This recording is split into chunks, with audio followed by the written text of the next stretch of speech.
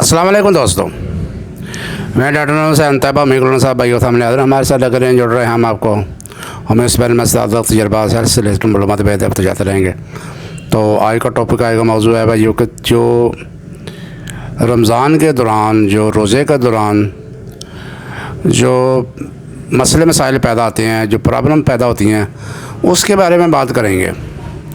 तो असल में जो रोज़ा है, जो इसका एक फ़ंक्शन होता है, इसका एक मकसद है, रूहानियत के अलावा भी इसका एक जिस्मानी तल्लुक़ भी है। तो असल में रोज़े का मकसद होता है कि जो फ़ाइट होती है बॉडी के अंदर, एक्स्ट्रा फ़ाइट, चर्बी, उसको डिज़ॉल्व करना होता है, उसको तहलील करना होता है, उसको ख़त्म करना होता है। तो ये असल में साल में एक दफ़ा जो बीमारियां, जो फूड हमने खाई होती है, एक्स्ट्रा फूड खाई होती है, उसको ख़त्म करने का ये एक अल्लाह ताला ने ज़रिया बनाया है। और इससे जो है ये एक्स्ट्रा चर्बी जो होती है वो ख़त्म हो जाती है, मोटापा ख़त्म हो जाता है, ओबेसिटी ख़त्म हो जाती है। लेकिन मसला ये है कि हम रोज़ों के दौरान बहुत ज़्यादा खाते हैं, उल्टा फ़ायदा लेने के हम नुकसान कर लेते हैं। सुबह सहरी के टाइम में हमने खूब खा लेते हैं, और शाम के वक़्त भी हम, अफ्तारी के वक़्त भी बहुत ज़्यादा खाते हैं, और उस फ़ायदा लेने के बजाय हम नुकसान कर लेते हैं। तो ये अक्सर लोगों को फास्टिंग के दौरान तबीयत ख़राब होती है कि डॉक्टर साहब, मैं जब फास्टिंग करता हूँ, रोज़ा रखता हूँ, तो मुझे खाली पेट में बहुत मसले मसाइल पैदा होते हैं।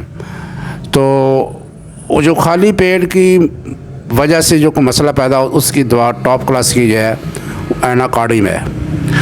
एनाकार्डियम आप पढ़ेंगे, क्लास की मेडिसन है, जो खाली पेट की वजह से मसले मसाइल पैदा होते हैं। उसके बाद दूसरी जो कैटेगरी के मरीज़ आती हैं, उसके अंदर ये होता है कि ये हमारे एक ट्रेंड हो गया है हमारा रोज़ों के दौरान, कि शाम को जब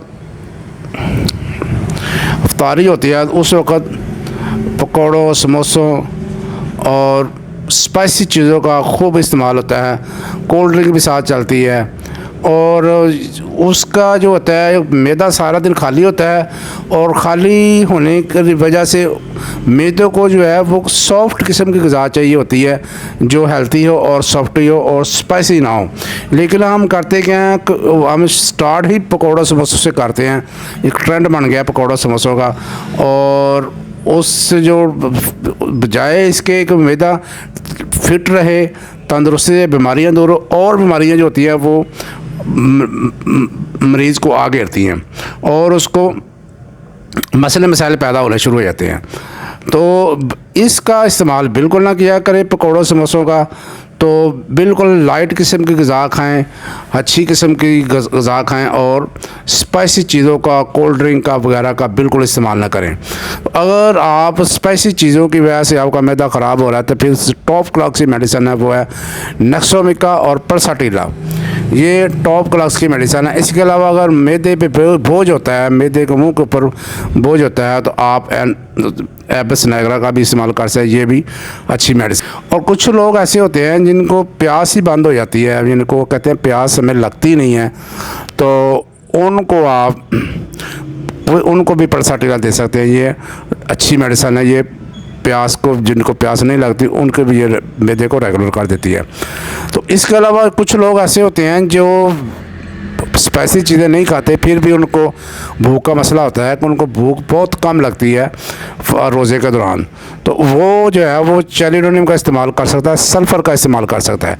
चैलिडोनियम 200 में और सल्फ़र 30 में इस्तेमाल करें, इंशाल्लाह भूख पैदा हो गई। और नेक्स्ट जो पल्साटिला जो मैं पहले बताया, वो भी 201 में इस्तेमाल कर लें, उसके रिज़ल्ट अच्छे मिलेंगे। तो ये थी भाई आज का टॉपिक, आज का मौजू। अगर आप चैनल पर नए हैं तो सब्सक्राइबर और बटन दबा कर इसको काला कर दें, और बेल आइकन और बटन दबा दें, ताकि आने वाली फॉर्मेटिव वीडियो भैया तक पहुँचते रहे। तब हम क्लिनिक जिंदाबाद, पाकिस्तान जिंदाबाद, अल्लाह हाफिज़।